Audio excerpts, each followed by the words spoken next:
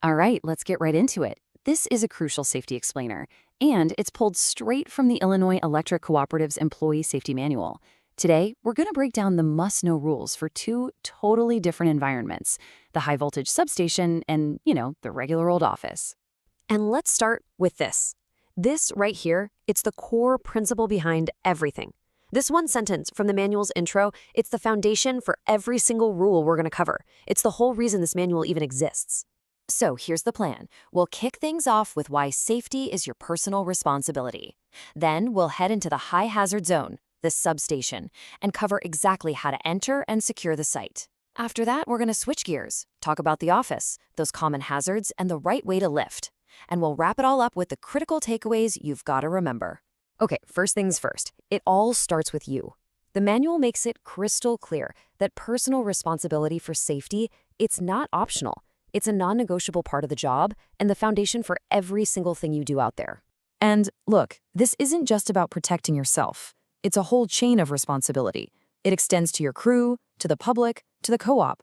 You got to think of these rules as the absolute minimum standard, like a shield we're building around everyone on or even near the worksite. Now, let's talk about one of the most hazardous places you can be, the substation. This is a high-stakes zone. There is zero room for complacency, and following every single protocol isn't just a good idea, it's what keeps you alive. And that brings us to the number one rule of substation entry. The manual could not be clearer on this. Access is strictly for people who meet this exact definition. If you're not a qualified person, you don't go in. End of story. Before anybody sets foot inside, this three-step protocol has to happen every single time. First, you confirm everyone is authorized. Second, you do a thorough briefing. What's hot? Where are our limits? Where are the disconnects? And third, if the job's risky because of how close you are to live gear, a qualified observer has to be appointed. Their only job is to watch you. This isn't just a checklist, you guys. It's a lifeline. So once you're cleared to enter, what's next? Your very next priority is making sure that site is secure. This isn't just about keeping nosy people out. It's a critical step in protecting both your crew and the public from some very real danger. Just look at how specific these rules are. They're totally non-negotiable. The fence has to be at least 7 feet high. That's to keep people from trying to climb it. It's got to be locked, always. It has to be grounded. No gaps under it bigger than 4 inches. And warning signs have to be posted and easy to see. So here's the bottom line. It's this simple. A secured site, with that gate locked and grounded, means the crew is protected and the public is protected. An unsecured site? That means the hazard is exposed, your crew is at risk, and the public is at risk. It's black and white. All right, let's completely switch gears. We're going from the high-voltage substation to what seems like the totally safe office. Now, the hazards here are obviously different, but the need to be switched on, to be vigilant, is exactly the same. The biggest enemy in here is getting complacent. So let me ask you this. Where do you think a ton of the most common, non-electrical, but still pretty serious injuries actually happen? It's not always out on the line. A lot of them happen right inside the office or the workshop. The manual lays out these basic, but you know what, really crucial housekeeping rules. Why? To prevent the stuff we see all the time, slips, trips, and falls.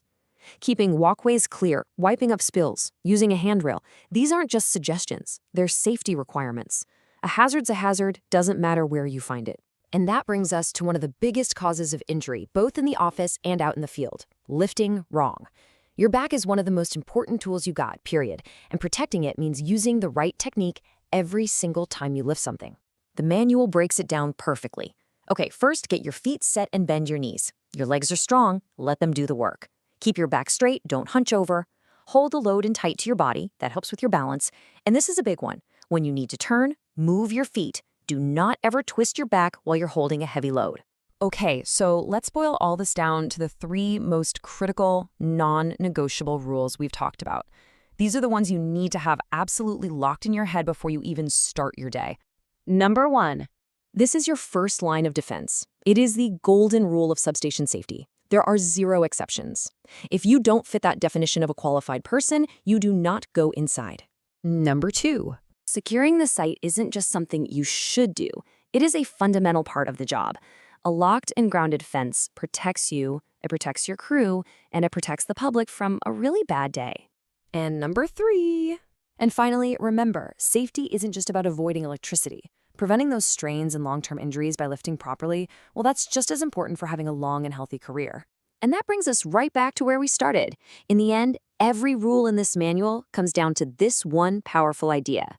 Your safety is your personal responsibility, not just on the big jobs, on every single job, and not just once in a while, every single day.